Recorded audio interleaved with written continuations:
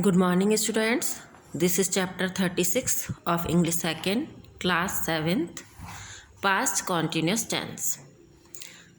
पहचान क्या है इन वाक्यों की? इस टेंस के वाक्यों के अंत में रहा था, रही थी, रहे थे आदि शब्द होते हैं। ठीक है, जिन सेंटेंसेस के लास्ट में ये होगा उसको देखकर हम पहचान लेंगे कि ये पास्ट कॉन्टिन्यूस टेंस है। जैसे देखिए एग्जाम्पल, चाचा जी समाचार पत्र पढ़ रहे हैं।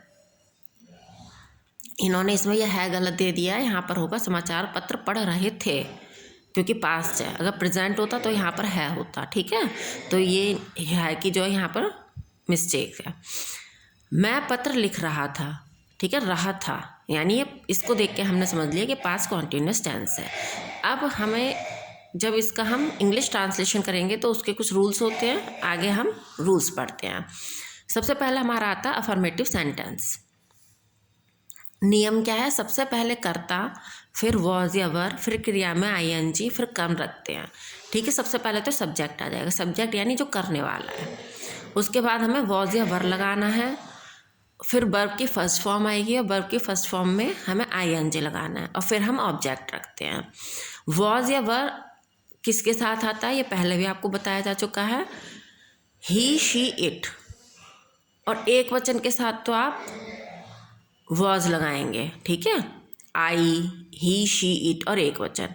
और वी, यू, दे और बहुवचन के साथ आप वर का यूज़ करेंगे। देखिए नोट में भी दिया हुआ है, आई तथा एक वचन कर्ता के साथ वॉज तथा बहुवचन कर्ता के साथ वर का प्रयोग होता है। एग्जाम्पल देखते हैं हम। घोड़ा घास खा रहा था। घोड़े की होती है द हॉर्स, और हॉर्स के साथ हम वॉज लगाएंगे।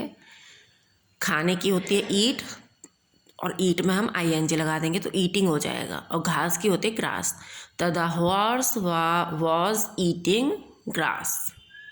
आप ईटिंग द ग्रास भी लिख सकते हैं।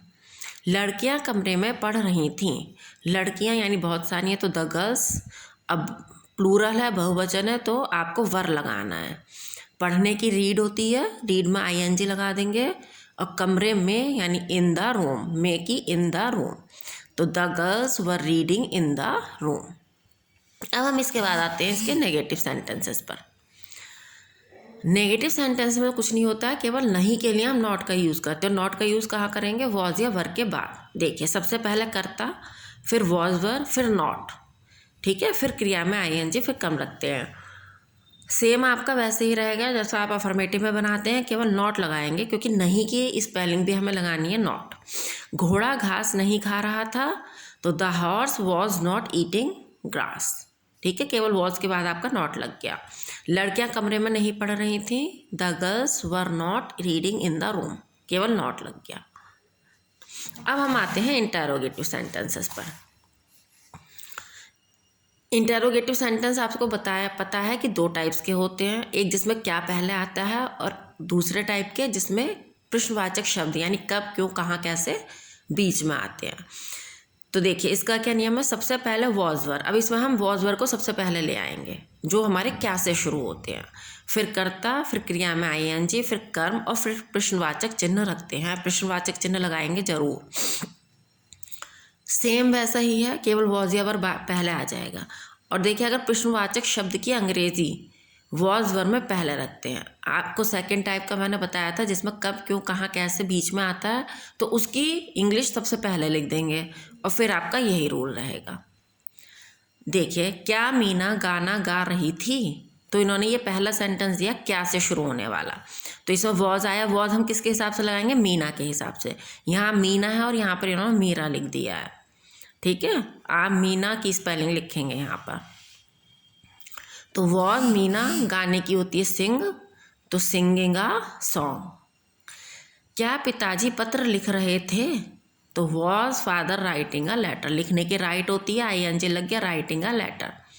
इसमें ना दूसरे टाइप का सेंटेंस नहीं दिया, वो हम नीचे एक्सरसाइज में देखते हैं। देखिए फोर्थ एग्जाम्पल देखते हैं। फोर्थ, गाना कौन गा रहा था। ठीक है, कौन प्रश्नवाचक शब्द इसमें बीच में आया है, तो कौन क्या हम सबसे पहले लिख देंगे who was singing a song.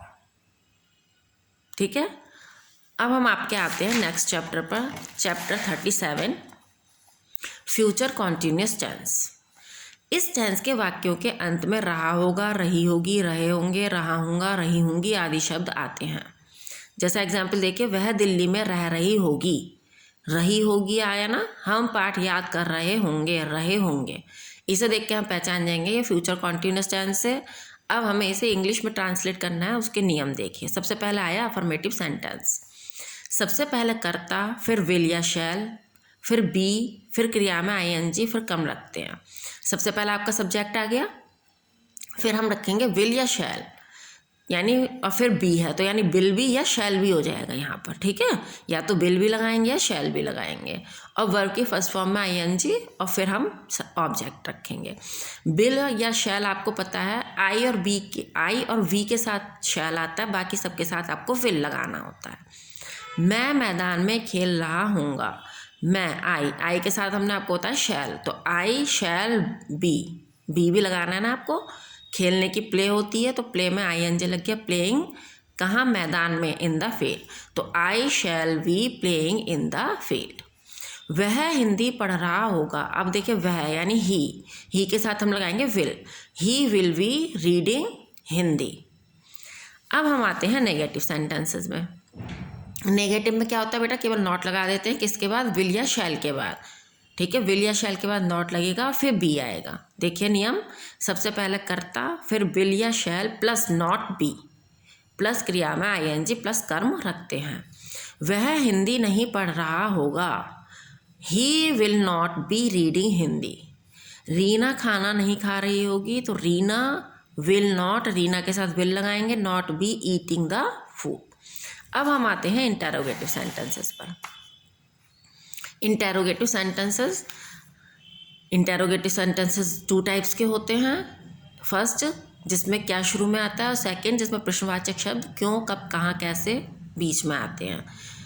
तो जिसमें क्या शुरू में आता है उसका नियम क्या है, सबसे पहले विल शैल, फिर कर्ता, फिर बी, फिर क्रिया में आईएनजी, फिर कर्म, और फिर प्रश्नवाचक चिन्ह रखते हैं। और अगर प्रश्नवाचक शब्द है बीच में उसे सबसे पहले रखेंगे, फिर आपका यही रूल रहेगा। क्या वह पटना में रह रहा होगा, ठीक है। तो देखिए बिल, सबसे पहले विल लगा दिया, वह की ही, बी रहने की होती है लिव, उसमें आईएनजी लग गया, लिविंग इन पटना। क्या हम पाठ याद कर रहे होंगे, शैल वी, शैल क्यों आया, वी क्योंकि हम की वी होती है और वी के साथ शैल लगाते हैं। शैल वी बी लर्निंग, याद करने की होती है लर्निंग द लेसन। अब इसमें भी आपका प्रश्नवाचक शब्द जो बीच में आता है वो नहीं दिया, तो हम इधर एक्सरसाइज में देखते हैं। सुमन फल क्यों तोड़ रही होगी, तो क्यों की सबसे पहले रख देंगे, क्यों यानी वाई। विल सुमन, विल क्यों आया, क्योंकि सुमन के साथ हम विल लगाएंगे, वाई विल सुमन। तोड़ने की होती है प्लक, तो प्लकिंग हो गया, आईएनजी लग गया, प्लकिंग। फल है तो फ्रूट्स, तो why will Suman plucking fruits. ये रीडिंग बेटा आपकी इसकी ख़त्म हो गई है। इसको आप अपने अच्छे से समझ लेंगे पहले, और फिर आप इसकी एक्सरसाइज करेंगे।